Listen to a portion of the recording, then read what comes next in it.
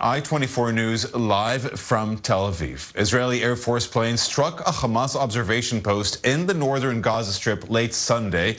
The strike was carried out in response to the launching of incendiary balloons from Gazan territory into Israel over the course of the day, the army said. Hamas confirmed the report, saying the post was located near Bet Hanun. There were no immediate reports of casualties.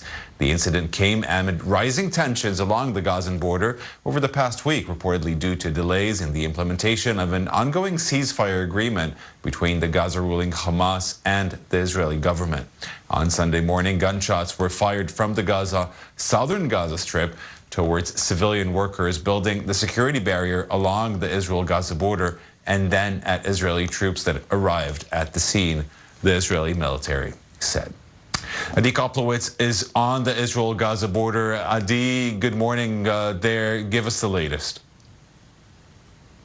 Yes, Ariel, we're standing right here in the Erez border crossing between Gaza and Israel. This is the point, one of the only 2 points connecting the Gaza Strip to Israel.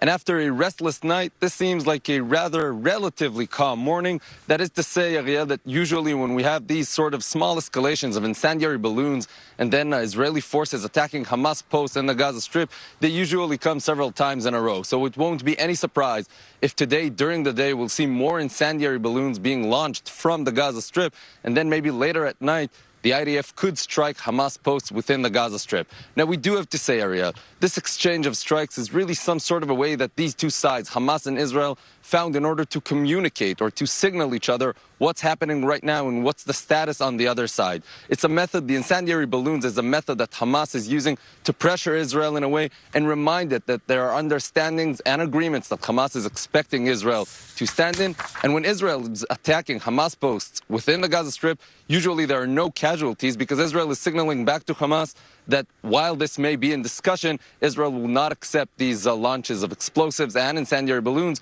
towards its territory. We do have to say, Ariel, that when we compare different sorts of escalations here in the Gaza Strip, what we're looking at right now seems like a sort of a regular breaking of normality, meaning a relatively calm escalation here on the border. And it's safe to assume that after both sides reach some sort of understanding through an intermediate, or when the Qatari money enters the Gaza Strip, we'll see the calm returning to this area. In a morning like this, Adi, what sort of activity can one see behind you at the border crossing?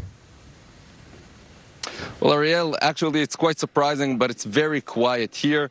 If we're adding the fact that now during coronavirus, very few people enter and leave the Gaza Strip, it's almost surprising how empty the border crossing from Israel to the Gaza Strip is. And yet, this is the reality here. Even after these small escalations between Israel and Hamas, we're not seeing any irregular activity or any different routine here on the border. And it's quite surprising, but usually the morning after these escalations, the return to normality is very quick and the calm returns quite quickly. Okay, let's talk a little bit about those negotiations you mentioned for a ceasefire or some sort of an agreement between Hamas and Israel. Where do things stand there and who is negotiating?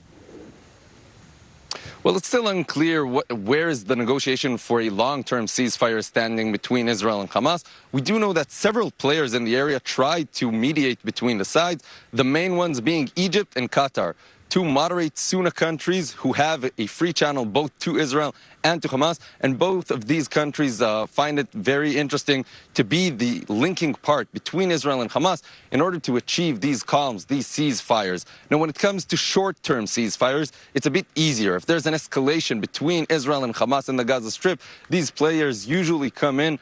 Egypt is known to be a very convenient mediator for both sides. Qatar usually aids when it comes to financial aid to the Gaza Strip. It usually doesn't demand too much from Israel. And with these two players and the elements that they bring into this negotiation, usually a short-term ceasefire is achievable. However, we heard reports during the last few months that there is a long-term ceasefire in negotiation in an indirect negotiation between Israel and Hamas, and it's safe to assume that these two players are definitely playing a role within it. However, we don't know where it's standing right now, and it's going to stay under a question mark until the question of a prisoner exchange from Israel to Hamas in order to retrieve the bodies of Israeli soldiers held captive in the Gaza Strip is solved. Without that being solved, it's hard to believe we'll see any long-term ceasefire between these sides. Thank you, Adi. Let's hope for a quiet day there in around the Gaza Strip in the south of Israel. Thanks so much for joining us. Now to Israeli politics and a move to avert a fourth round of elections in under 2 years. Prime Minister Benjamin Netanyahu has reportedly agreed to advance legislation to delay an August 25th budget deadline. The step is also being backed by coalition partners Blue and White and Shas. The Eretz, a political faction made out of 2 members of parliament, Yoaz Hendel and Tzvi Hauser, elected as part of Blue and White, proposed a bill that would postpone the deadline for passing a state budget by several months, granting more time for Netanyahu and partner rival Blue and White chief Benny Gantz to hammer out an agreement in their ongoing budget dispute. The legislation will be voted on Wednesday. Also on Wednesday, the opposition will bring to voting a parliament legislation that prevents an indicted prime minister to form the next government. Netanyahu is facing charges on corruption, fraud, and breach of trust in a trial that began in May.